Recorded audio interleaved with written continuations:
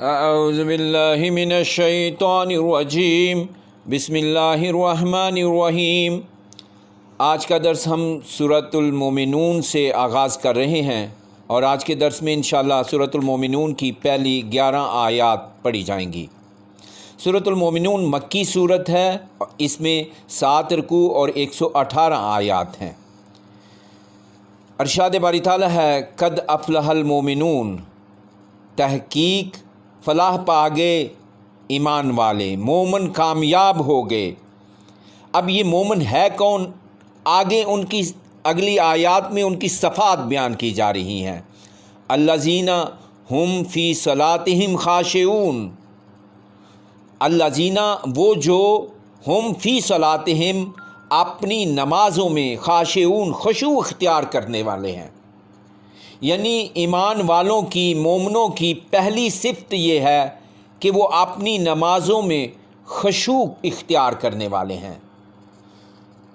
دوسری صفت ان کی یہ بیان فرمائی جا رہی ہے والذین ہم عن اللغو معرضون، جو لغو باتوں سے اعراض کرنے والے ہیں۔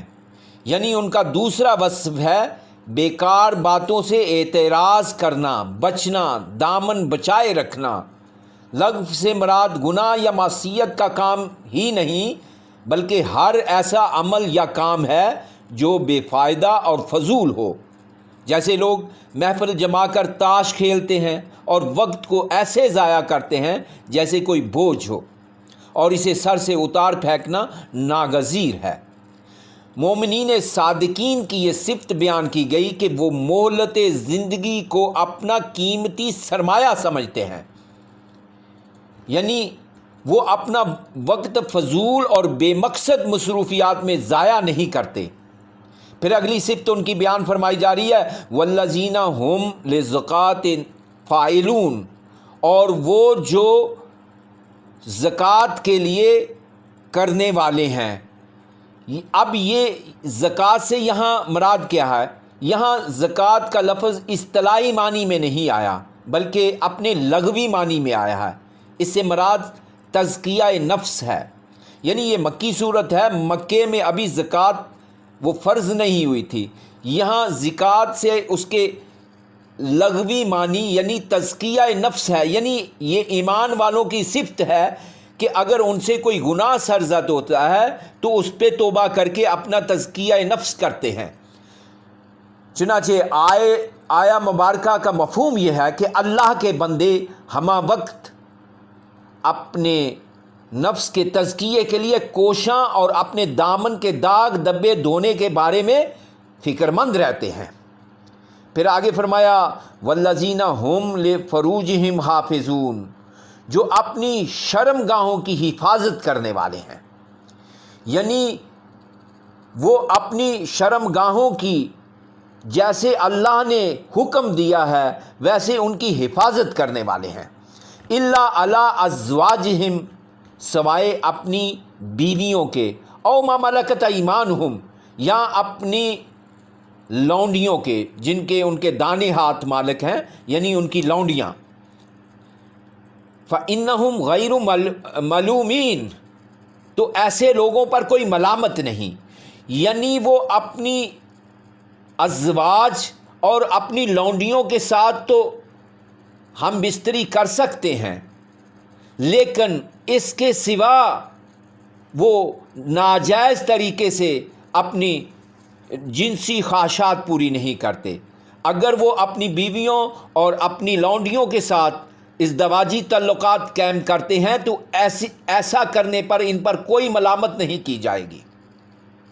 یعنی جائز طریقے سے اپنی جنسی خواہش پوری کرتے ہیں اور اس میں کچھ مذائقہ نہیں، یعنی جنسی جذبہ فی نفس برا نہیں بلکہ برائی اس کے غلط استعمال میں ہے۔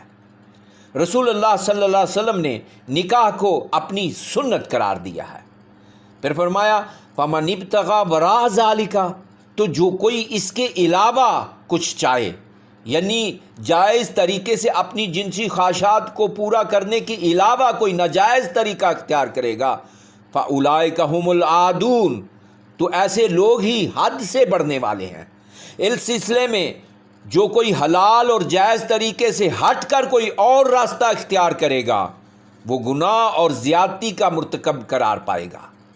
والذین هم لامانتہم وعہدہم راعون، والذین اور وہ جو ہم لامانتہم اپنی ایمانتوں وعہدہم اور اپنے عہدوں کی راعون حفاظت کرنے والے ہیں۔ اس آیہ مبارکہ میں 2 وصف بیان کی ہوئے ہیں، یعنی 5واں وصف ایمانتوں کی پاسداری اور 6واں وصف ایفائے عہد ہے، یعنی ایمان والے جو ہوتے ہیں وہ اپنی ایمانتوں کی حفاظت کرتے ہیں، ایمانتوں کو ان کے اہل کے سپرد کرتے ہیں، اور جب وہ کسی سے عہد کرتے ہیں، چاہے وہ ان کا عہد اللہ اور اس کے رسول کے ساتھ ہے، چاہے وہ بندوں کے ساتھ ہے، اس کی وہ حفاظت کرنے والے ہیں، اس کو پورا کرتے ہیں۔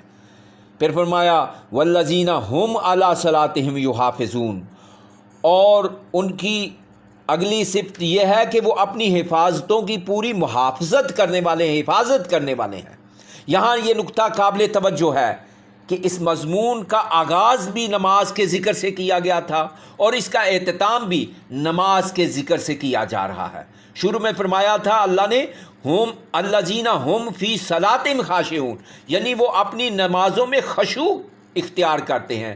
یہاں فرمایا والذین ہم علی صلاتہم یحافظون، اور وہ اپنی نمازوں کی حفاظت کرتے ہیں۔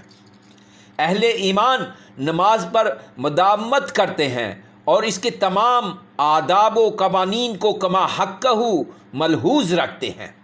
اولئک ھم الوارثون، یہی لوگ ہیں جو وارث ہوں گے۔ کہاں کے؟ الذین یورثون الفردوس، وہ وارث ہوں گے فردوس کے، جنت الفردوس کے یہ مالک ہوں گے۔ ہم فیہا خالدون، وہ اس میں ہمیشہ ہمیش رہیں گے۔